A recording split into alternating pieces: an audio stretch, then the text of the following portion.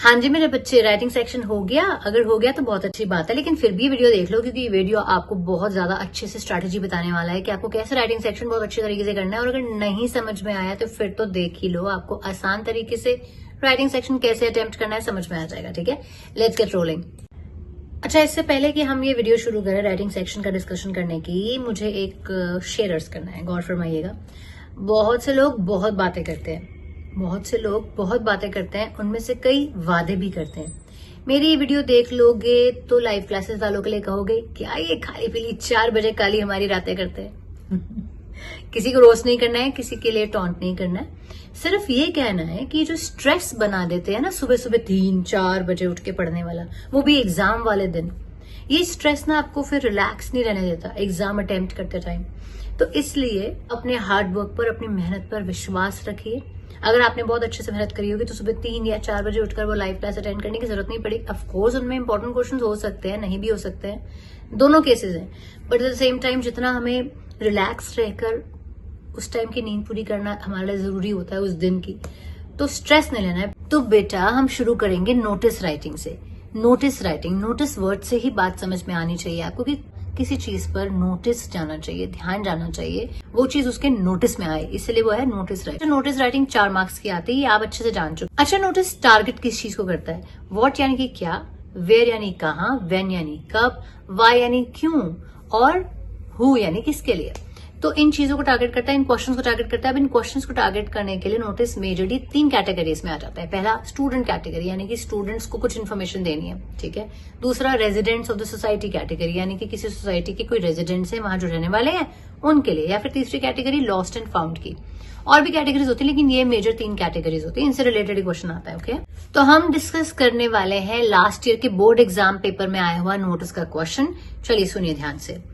To encourage students to participate in outdoor activities, your school has planned a 7-day trek to Rohtang Pass for students of classes 8th to 10th during the summer vacation। यानी कि बच्चों को प्रोत्साहित करने के लिए, बाहर की आउटडोर एक्टिविटीज में पार्टिसिपेट करने के लिए आपके स्कूल ने प्लान किया एक 7-डे ट्रैक, यानी कि एक तरीके का एक ट्रिप हो गया रोहतांग पास जाने के लिए। कौन सी क्लास के बच्चों के लिए? 8th to 10th during the summer vacation. अब write a notice for the school notice board giving all the necessary information, जितनी भी नेसेसरी इन्फॉर्मेशन चाहिए होती है एक ट्रिप से रिलेटेड, उससे रिलेटेड आप एक नोटिस लिखेंगे। आप हैं राघव या Ragini, your Raghav Ragini, secretary trekking club Amar Bahadur school.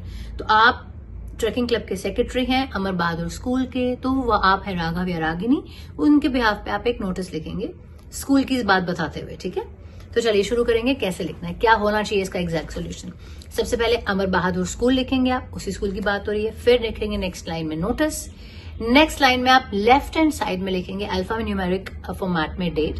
ध्यान से देखेंगे, अल्फा न्यूमेरिक वैसे तो बहुत बड़ी बात नहीं है, डेट आप किसी फॉर्मेट में भी लिख सकते हैं, मार्क्स नहीं कटते, बट अल्फा न्यूमेरिक है तो बेहतर है। ठीक है, फिर आप लिखेंगे टॉपिक, यानी कि 7-डे ट्रैक टू रोहतांग पास, ये लिख सकते हैं, या फिर encouraging students to participate in outdoor activities, ये लिख सकते हैं। तो अगर आपने लिखा 7-डे ट्रैक टू रोहतांग पास, तो बच्चा फटाफट से इंटरेस्टेड हो जाएगा कि अरे वाह, रोहतांग पास लेके जा रहा है स्कूल। देखिए आप कंटेंट कैसे लिखेंगे। This is to inform you that the school has organized a 7-डे trek to Rohtang pass for the students of classes 8th to 10th during summer vacation.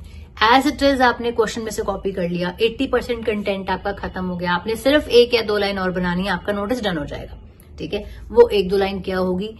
The students who are interested may contact their respective class teachers. Charges for the same will be informed later, and for any further queries, please contact the undersigned. पहली line मैंने क्या बोली? जो interested students है, जिनको जाने का मन है, वो अपनी क्लास टीचर से कनेक्ट करें। दूसरा, इस ट्रिप के चार्जेस आपको बाद में बता दिए जाएंगे। तीसरा, जिन्हें फिर भी कोई क्वेरी है, कोई क्वेश्चन है, कोई डाउट है, वो अंडरसाइंड यानी कि जिसका नीचे नाम लिखा है उससे कॉन्टैक्ट कर सकते हैं। ठीक है, दैट्स इट। नीचे आपने अपना नाम लिखा, बॉय है तो राघव, गर्ल है तो रागिनी, सेक्रेटरी ट्रैकिंग क्लब, नाम आएगा लेफ्ट हैंड साइड पे, आपका डेजिग्नेशन आएगा आपके नाम के नीचे, कहाँ के सेक्रेटरी हैं आप? ट्रैकिंग क्लब के। ठीक है, दैट्स इट। कोई साइन करने की टेंशन नहीं, कुछ नहीं। ठीक है, अगर साइन कर भी दिया तो वो नाम के ऊपर साइन किया, फिर नाम लिखा, फिर अपना डेजिग्नेशन लिखा। लाइन छोड़नी है, लाइन नहीं छोड़नी है, इसमें लाइन का इतना स्ट्रेस नहीं होता है, मार्क्स नहीं कटते इस चीज के। ओके, तो इसका मतलब क्या हुआ कि आपने एक सिर्फ बिगनिंग और एंडिंग लाइन याद करी, बाकी एज इट इज आपने क्वेश्चन को ही अपने आंसर में लिख दिया, आपका आंसर कंप्लीट हो गया। क्योंकि बिगनिंग आपने करी this is to inform you that, अगर स्टूडेंट्स हैं तो this is to inform all the students, या किसी पर्टिकुलर क्लास के हैं तो this is to inform the students of classes 8th to 10th, या अगर रेजिडेंट्स ऑफ द सोसाइटी है तो this is to inform the residents of the society, this is to inform you तो एक पेट लाइन हो गई। और ending for any further queries contact the undersigned, जिसके नीचे साइन रखे, तो ये लास्ट लाइन भी वही हो गई। बीच में क्या आया, सिर्फ आपका नोटिस के क्वेश्चन का ही सारा कंटेंट, और कुछ भी खास नहीं आया। हाँ, कोई चीज है, कोई इवेंट होने वाला है तो उसका आपको टाइम, डेट, वेन्यू ये आपको अनाउंस करना पड़ सकता है अपने नोटिस में, ठीक है, दैट्स इट। अच्छा, जो नेक्स्ट क्वेश्चन है वो भी 4 मार्क्स का है। इसमें भी वही क्वेश्चंस के जवाब देने होते हैं, what, where, when, why, who, यही क्वेश्चंस के जवाब देने होते हैं। और ये तो और भी ज्यादा आसान है, वैसे बच्चे इसको कंफ्यूज होते हैं इसमें, लेकिन ये और भी ज्यादा आसान है। कैसे? क्योंकि आपको याद होगा, आप बहुत टाइम से 7th या 8th क्लास है ना, फॉर्मल लेटर, इनफॉर्मल लेटर लिखते आ रहे हो, एक चीज। और दूसरा, आप बहुत सारी शादियां, पार्टियां अटेंड कर चुके हो तो आपने उनके इन्विटेशन कार्ड्स देखे होंगे। एग्जैक्टली मैं बात कर रही हूँ इन्विटेशन की। तो इन्विटेशन क्या होता है? एक फॉर्मल होता है, एक इनफॉर्मल होता है, ठीक है। दूसरी बात, इंपॉर्टेंट बात ये होती है कि जब आपको कोई इनवाइट करता है उसका रिस्पॉन्स भी देना पड़ता है। या तो आप उस जगह जाएंगे, या तो आप उस इवेंट पे जाएंगे, या तो आप उस इवेंट में नहीं जाएंगे, ठीक है। तो रिप्लाई कहते हैं उसको। या तो आप इनवाइट कर रहे हैं किसी को, या फिर आप रिस्पॉन्स कर रहे हैं। रिस्पॉन्स करेंगे तो या तो वो एक्सेप्टेंस का होगा या फिर डिनायल का होगा। मतलब या तो आप जाएंगे, हामी भरेंगे, या तो आप नहीं जाएंगे तो मना करेंगे, ठीक है ना।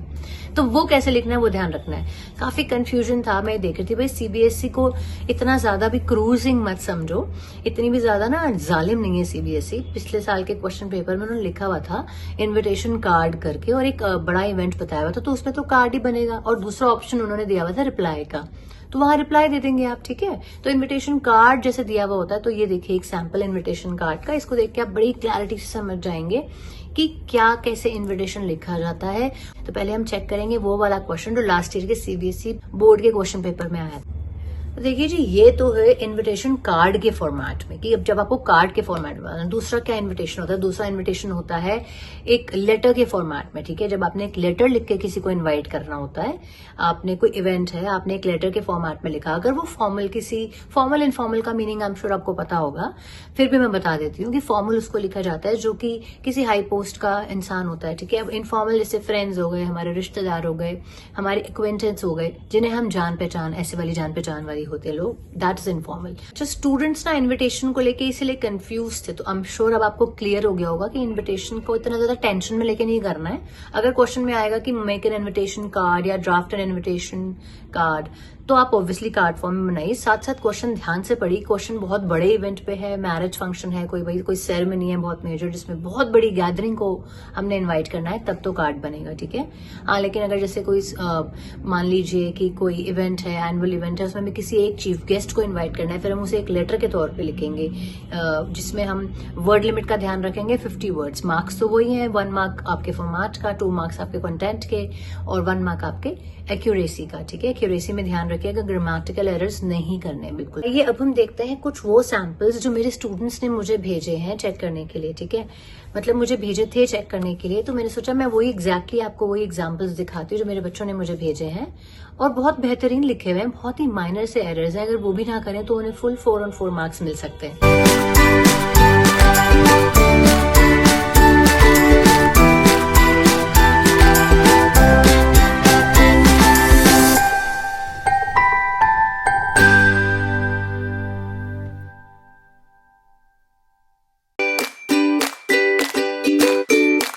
नेक्स्ट क्वेश्चन जो होता है वो होता है 5 मार्क्स का। उसमें लिखना होता है या तो लेटर टू द एडिटर या फिर होता है जॉब एप्लीकेशन।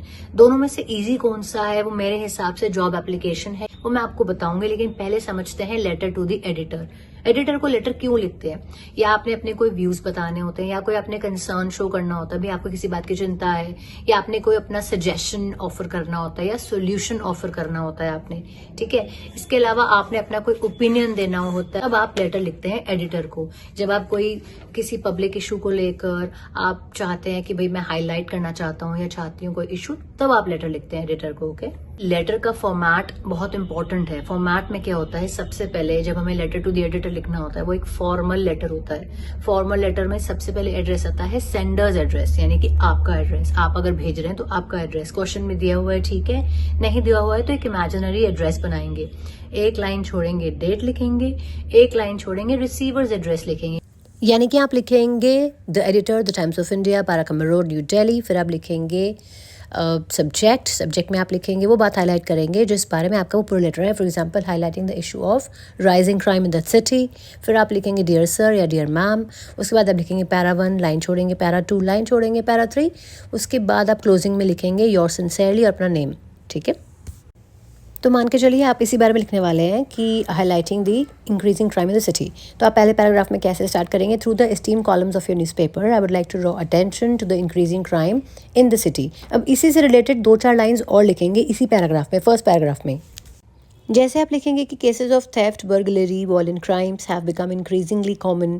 फिर आप लिख सकते हैं कि despite various measures taken by the authorities, criminals continue to commit crimes fearlessly, leaving citizens in a state of constant worry.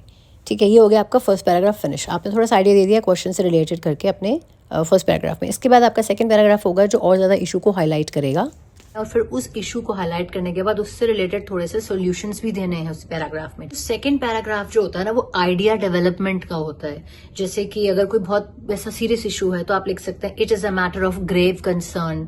Grave concern मतलब ये बहुत ही चिंताजनक बात है कि जो भी क्वेश्चन में लिखा हुआ है उस क्वेश्चन से रिलेट करते हुए हमने अपनी वो चिंता वाली बात जाहिर करनी है, वो आपने हाईलाइट करनी है। ठीक है, फिर इसी पैराग्राफ में धीरे धीरे आप सॉल्यूशन की तरफ बढ़ेंगे कि I believe that these programs should be launched, या आप लिख सकते हैं कि I believe that importance should be given to किस चीज को, उस चीज के सॉल्यूशन को। वो सॉल्यूशन क्या होगा वो आपने बनाना होगा। तो बेसिकली सेकंड पैराग्राफ में ना आइडियाज डेवलप करने पड़ेंगे आपको। और एंडिंग पैराग्राफ आपका कैसा होना चाहिए? I hope that my voice would reach the concerned authorities. अच्छा, नेक्स्ट जो है ना वो जॉब एप्लीकेशन है। लेटर टू द एडिटर और जॉब एप्लीकेशन दोनों ही 5 मार्क्स के हैं। इनकी वर्ड लिमिट 120 to 150 वर्ड्स की होती है और इसमें 1 मार्क आपका फॉर्मेट का होता है, 2 मार्क्स आपके कंटेंट के होते हैं, 1 मार्क आपका एक्यूरेसी का होता है, 1 मार्क आपका ऑर्गेनाइजेशन ऑफ आइडियाज का होता है। दोनों की मार्किंग सेम है, लेकिन मुझे पर्सनली ना जॉब एप्लीकेशन ज्यादा इजी लगती है।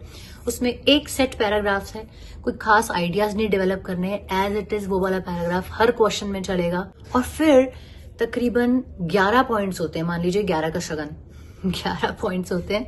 ठीक है, वो 11 पॉइंट्स के 11 पॉइंट्स आपने एज इट इज रेज्यूमे बना के लिख देने होते हैं। उसमें भी कोई बहुत डिफिकल्ट पॉइंट्स नहीं होते। देखिए मैं बताती हूँ आपको वो पॉइंट्स क्या होते हैं। नेम लिखेंगे आप, मैरिटल स्टेटस, अपना डेट ऑफ बर्थ लिखेंगे, address, phone number, email ID, qualification, achievements, फिर लिखेंगे आप वर्क एक्सपीरियंस, फिर लिखेंगे लैंग्वेजेस नोन और लास्ट में आपका 11वां पॉइंट होगा आपकी हॉबीज। That's it. बस ये आपने सारे पॉइंट्स लिखे, इनके आगे आगे डिटेल फिल कर दी और दैट्स इट, आपका हो गया जॉब एप्लीकेशन। इसलिए मैं आपसे कह रही थी कि जॉब एप्लीकेशन ना लेटर टू द एडिटर के ना हमें लिखने की आदत हो रखी है बहुत सालों से, एक्चुअली 7th-8th क्लास से। आइडियाज डेवलप करने हैं उसमें आपको सेकंड पैराग्राफ में क्वेश्चन से रिलेटेड, लेकिन जॉब एप्लीकेशन में कोई आइडियाज नहीं डेवलप करने। देखिए मेरी ओपिनियन तो ये है कि कम से कम ग्रामेटिकल एरर होने के चांसेस होते हैं फिर जॉब एप्लीकेशन में, क्योंकि एक पैराग्राफ आपने रटा रटाया वही लिख लिया, समझा हुआ है रटा हुआ है आपने वही लिख लिया, और रेज्यूमे के आपको 11 पॉइंट्स बताई दिए। उन 11 पॉइंट्स में जो मेन ध्यान रखने वाली बात क्या है वो है क्वालिफिकेशन और वर्क एक्सपीरियंस। वो आपका रिलेटेड होना चाहिए आपके क्वेश्चन से, यानी कि भाई पोस्ट तो मांगी हुई है आपसे सॉफ्टवेयर डेवलपर की और आप पॉइंट्स लिख रहे हैं एक HR मैनेजर के, वो नहीं होना चाहिए। और क्वालिफिकेशन भी अकॉर्डिंगली ही आपको बनानी पड़ेगी, इमेजिन करनी पड़ेगी। इसलिए जॉब एप्लीकेशन की प्रैक्टिस अगर आप अच्छे से कर लेंगे तो आई एम श्योर आप इजिली अटेम्प्ट कर पाएंगे। हाँ, लेकिन because you never know, CBSE place tricks also. पता लगा दोनों ही आपको लेटर टू द एडिटर आए हुए और आप परेशान हो गए कि अरे हमने तो जॉब एप्लीकेशन अच्छे से किया था, तो लेटर टू द एडिटर के लिए भी प्रिपेयर्ड रहिए कम से कम। ओके, और जो हमारा लास्ट राइटिंग सेक्शन है वो है रिपोर्ट राइटिंग और आर्टिकल राइटिंग। इसमें भी दोनों में इजी कौन सा होता है? Report writing. रीजन आपको बताऊंगी, पर पहले लेट्स डिस्कस आर्टिकल राइटिंग। ठीक है, आर्टिकल क्यों लिखा जाता है? किसी भी इशू के ऊपर, किसी बात के ऊपर, किसी रीजन के ऊपर, किसी कंसर्न के ऊपर आर्टिकल लिखा जाता है। और आर्टिकल की वर्ड लिमिट होती है 120 to 150 वर्ड्स। ये है 5 मार्क्स का। 1 मार्क आपका फॉर्मेट, 2 मार्क्स कंटेंट, 1 मार्क आपका accuracy, 1 mark organisation of ideas. ऊपर नीचे आइडियाज हैप्पजार नहीं लिखने हैं, तरीके से लिखने हैं आपके सारे आइडियाज। ठीक है, अब आर्टिकल राइटिंग में क्या होता है? सबसे पहले एक टाइटल आ जाता है, आर्टिकल लिख कौन रहा है उसका नाम आ जाता है, फिर ये स्टार्ट होता है कम से कम 4 से 5 पैराग्राफ्स का। अगेन आइडिया डेवलपमेंट, आपको हिंट्स दे रखे होंगे क्वेश्चन में, लेकिन फिर भी आइडिया डेवलपमेंट की बहुत ज्यादा जरूरत है आपको। ठीक है, जो भी क्वेश्चन दिया हुआ है उस क्वेश्चन से रिलेट करते हुए एक इंट्रोडक्टरी पैराग्राफ होगा, स्पीच नहीं है, ये कोई डिबेट नहीं है, good morning to one and all present here, ऐसा कुछ नहीं लिखना। डायरेक्ट आप स्टार्ट कर सकते हैं उस आइडिया से रिलेट करते हुए एक लाइन को। फिर आर्टिकल क्योंकि यूजुअली कोई ना कोई प्रॉब्लम या कोई इशू हाईलाइट करता है, आपने इंट्रोडक्टरी पैराग्राफ लिखा, फिर उस प्रॉब्लम को हाईलाइट करते हुए कम से कम 3 वैल्यू पॉइंट्स, हर वैल्यू पॉइंट के लिए एक पैराग्राफ, यानी कि एक introductory paragraph, 3 paragraphs value points को बताते हुए, और लास्ट पैराग्राफ का आपका कंक्लूडिंग पैराग्राफ होना चाहिए सॉल्यूशंस को बताते हुए जो भी इश्यूज आपने हाईलाइट करे, ठीक है ना। ये तो हुआ आपका आर्टिकल राइटिंग। अब आ जाइए रिपोर्ट राइटिंग पे। रिपोर्ट राइटिंग में इसलिए इजी कह रही हूँ क्योंकि रिपोर्ट के लिए ना आपको टेंसेस या ग्रामर की बहुत ज्यादा टेंशन लेनी नहीं पड़ेगी, हर चीज पास्ट में होती है। क्यों? क्योंकि एक ऐसा इवेंट जो हो चुका होता है उसकी रिपोर्ट आपने लिखनी होती है, ठीक है।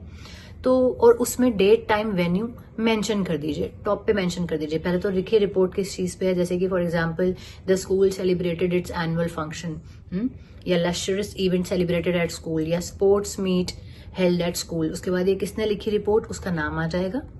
उसके बाद आपने ये 3 से 4 पैराग्राफ्स में आपने रिपोर्ट बनानी है। डेट, टाइम, वेन्यू आपने ऊपर ही लिख दिया कि ये जो इवेंट हुआ था ये कौन से दिन हुआ था, कहाँ हुआ था, कितने बजे हुआ था। फिर आप शुरू, हर चीज ना इसमें पास्ट टेंस में होती है, इसलिए ग्रामर की तो टेंशन लेने की जरूरत ही नहीं बिल्कुल भी, ठीक है। सारे सेंटेंसेस पास्ट में होते हैं। फॉर एग्जाम्पल कोई इवेंट हुआ तो this event was organised by the school, आप ऐसे कंटिन्यू करते चले जाएंगे। आइए चलिए एक एग्जाम्पल के थ्रू समझते हैं। मैं आपको क्वेश्चन दे रही हूँ, फिर उस क्वेश्चन का आंसर डिस्कस करेंगे, तो आपको और आसानी से समझ में आ जाएगा कि क्यों मैं कहती हूँ कि आर्टिकल राइटिंग से आसान आपका रिपोर्ट राइटिंग होता है। क्योंकि क्या होता है ना कि देखिए आर्टिकल में आपको बहुत सारे आइडियाज डेवलप करने पड़ेंगे, रिपोर्ट पे तो ऐसी चीज हुई, ये हुआ, ये गेस्ट आए, उन्होंने फिर ये किया, एक इवेंट्स होते चले गए, हमने वो इवेंट्स को एक्सप्लेन करते चले गए पास्ट टेंस में। That's it, that he was invited as a chief guest, he gave away the prizes to the prize winners। अगर एनुअल फंक्शन है या प्राइज डिस्ट्रीब्यूशन सेरेमनी है स्कूल की, तो फिर ऐसे आप उसको डेवलप करते चले जाएंगे, ठीक है।